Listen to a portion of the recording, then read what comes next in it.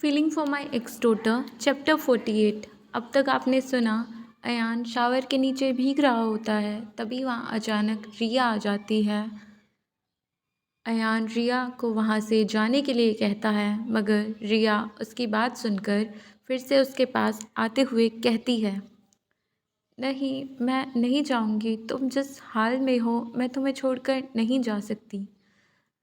उसकी आंखों में अब न सिर्फ समझ बल्कि एक अजीब सी बेचैनी थी और अयान का दिल जैसे तेज़ धड़कने लगा। उसने खुद को रोकने की कोशिश की, लेकिन रिया की आवाज़ और उसकी हरकतें उसे और भी उलझा रही थी। उसकी आंखों में अब न सिर्फ समझ थी बल्कि एक अजीब सी बेचैनी भी। अयान का दिल तेज़ी से धड़कने लगा। उसने खुद को रोकने की कोशिश की, लेकिन रिया की आवाज़ और उसकी हरकतें उसे और भी उलझा रही थी।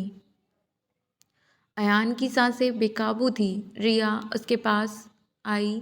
पानी की बूंदें उसके बालों से गिरकर उसके चेहरे तक जा रही थी। उसके कपड़े बदन से इस तरह चिपके हुए थे कि उसके बदन की हर लाइन, उसका हर एहसास उभर कर सामने आ रहा था।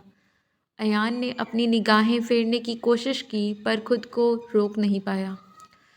रिया, मत करो ये। उसकी आवाज़ अब फुसफुसाहट में बदल चुकी थी। रिया ने उसकी ओर धीरे से अपना चेहरा किया, उसकी जलती हुई आंखों में झांका। मैं जानती हूँ तुम लड़ रहे हो खुद से, लेकिन इस वक्त तुम्हें हारने दो।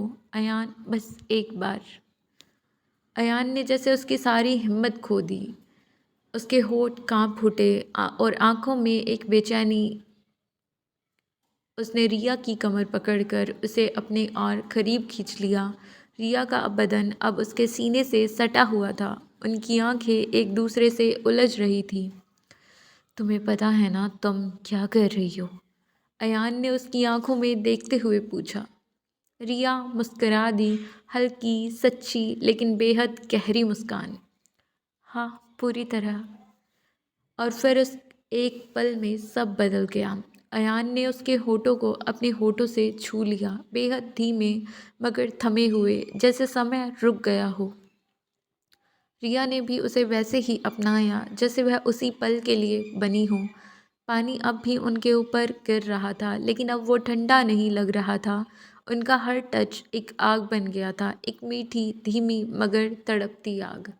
अयान ने रिया की भीगी हुई पीठ पर अपनी उंगलियों को फिराया और रिया ने आंखें बंद करके उस एहसास को खुद में समेट लिया।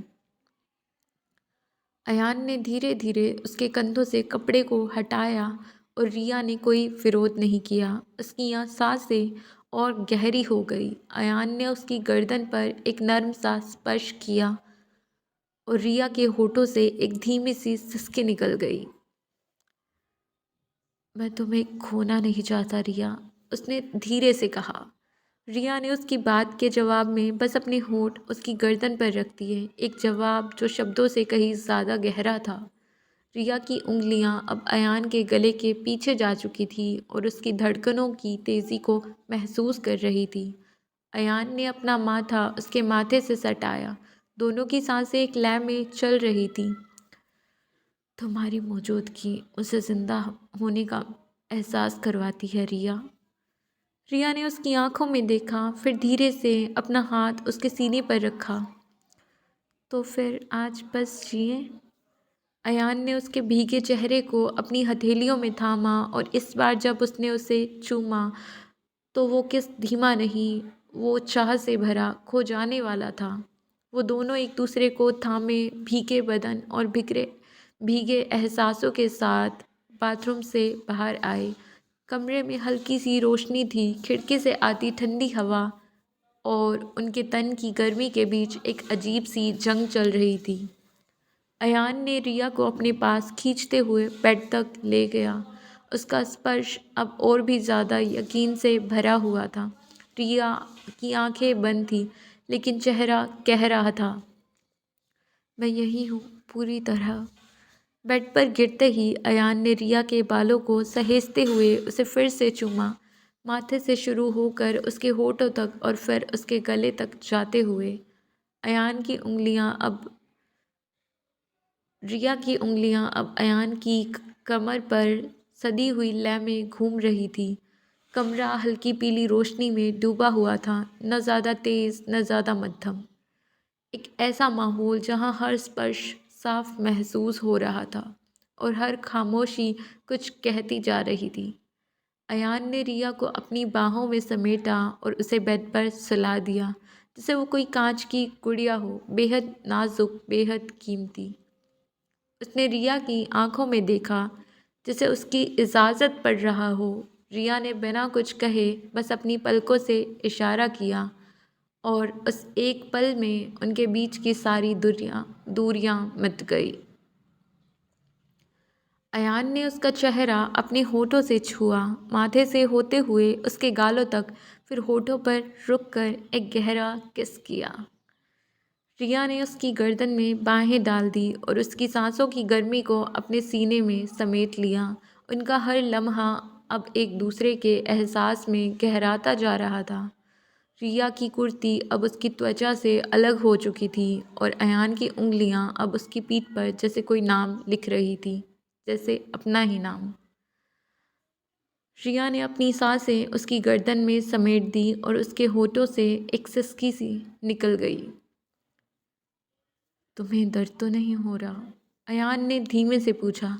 रिया ने मुस्कुराकर उसका चेहरा अपने करीब खींचा।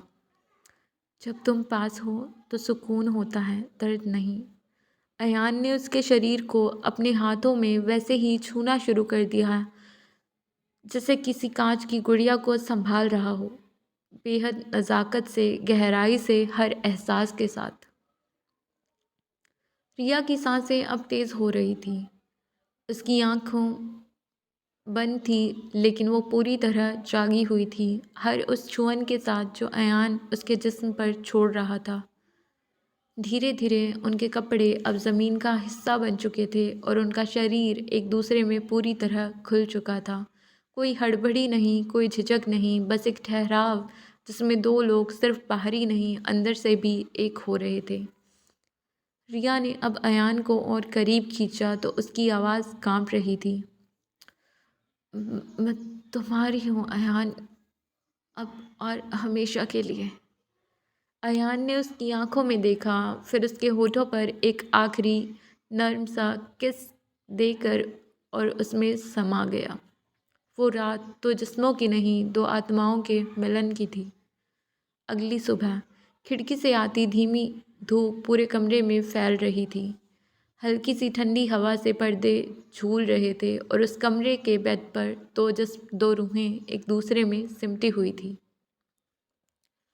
अयान की बाहों में रिया थी, उसकी सांसें अयान की छाती पर थमी हुई थी, जैसे पूरी रात की वही धड़कती रही हो। चादर उन दोनों के ऊपर फैली थी, लेकिन नीचे सिर्फ नर्म गर्माहट थी, बिना किसी कपड़ों की रुकावट के, सिर्फ एहसासों का मुलायम सा टच। रिया की आंखें अब भी बंद थीं और उसकी उंगलियां अयान की छाती पर हल्के हल्के हिल रही थी, जैसे किसी अधूरे ख्वाब की आखिरी लकीर हो। अयान ने नींद में ही उसके माथे को चूमा, एक आदत बन चुकी थी अब, और रिया के होठों पर हल्की मुस्कान तैर गई। कुछ पल वैसे ही बीते, बिना शब्दों के, बिना हड़बड़ी के। फिर रिया ने धीरे से आंखें खोली।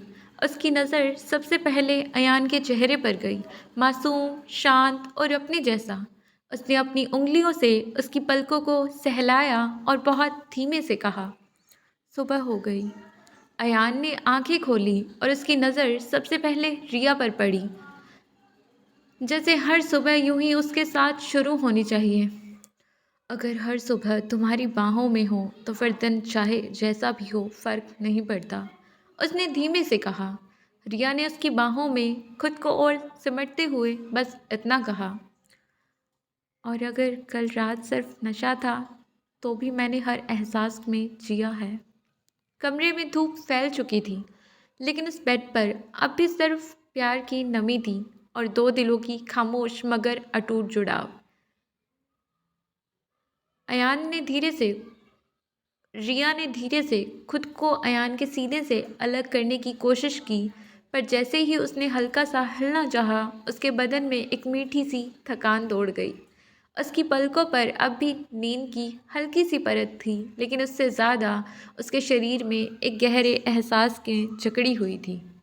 फिर उसने उठने की कोशिश की, लेकिन उसकी कमर में जैसे किसी ने धीमा सा खिंचाव छोड़ दिया।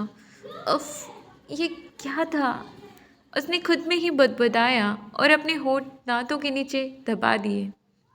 उसने आंखें खोली और एक नज़र अयान पर डाली।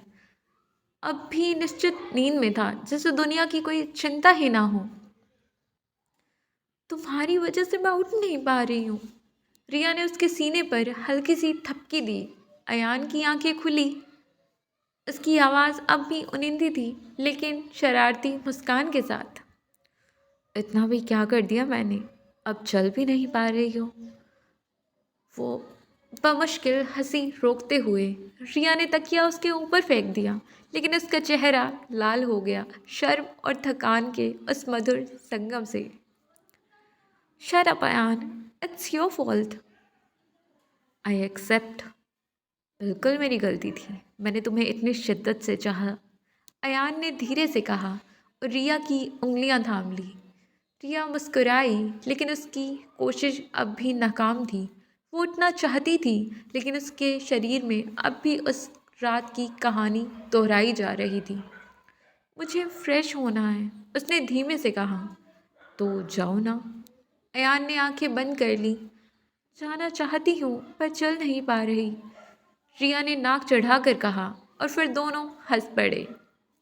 उनकी हंसी में एक अजीब सा अपनापन था, जैसे दर्द भी मीठा लगे और थकावट भी इनाम की चाहत हो।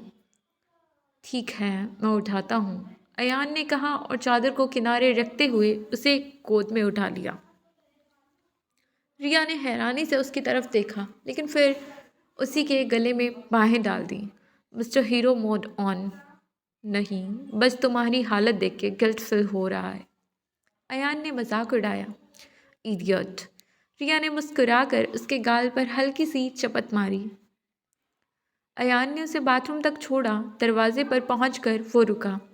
रिया, उसने धीरे से कहा। रिया ने पलट कर देखा। अगर कल रात कुछ गलत हुआ हो तो? रिया ने उसका चेहरा पकड़ कर कहा।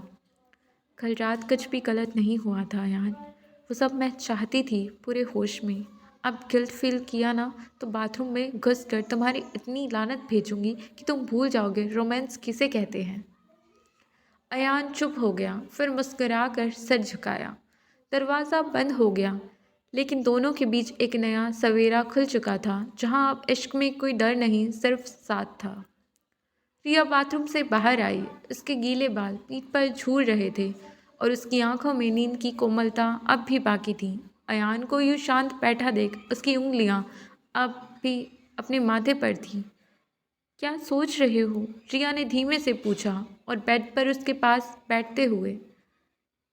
अयान ने तुरंत मुस्कुराने की कोशिश की। तुम्हारे बारे में और सुबह के बारे में। रिया ने उसकी बाहों में खुद को समेटते हुए कहा। तो फिर सोचने की ज़रूरत क्या है, बस महसूस करो। उसकी आवाज़ में वो नरमी थी जो अयान को थोड़ी देर के लिए सब भूलने को मजबूर कर देती थी, लेकिन अंदर ही अंदर कुछ अब भी चुभ रहा था। रिया, वो रुका। अगर मैं तुमसे कुछ पूछूं और कहूं कि मुझे कल रात की कुछ बातें ठीक से याद नहीं तो? रिया का चेहरा थोड़ी देर के लिए शांत हुआ। उसकी पलकें थमी, लेकिन अगले ही पल उसने अयान का चेहरा अपनी हथेलियों में थाम लिया। तो इसका मतलब ये नहीं कुछ गलत हुआ। तुम्हारा साथ था, तुम्हारा एहसास था, और मेरा पूरा होश भी। अयान कुछ कहने वाला ही था, लेकिन रिया ने हल्के से उसकी नाक पर उंगली रख दी। अब बस ज़्यादा मत सोचो, ये जो सुबह है ये हमारी है, सिर्फ हमारी।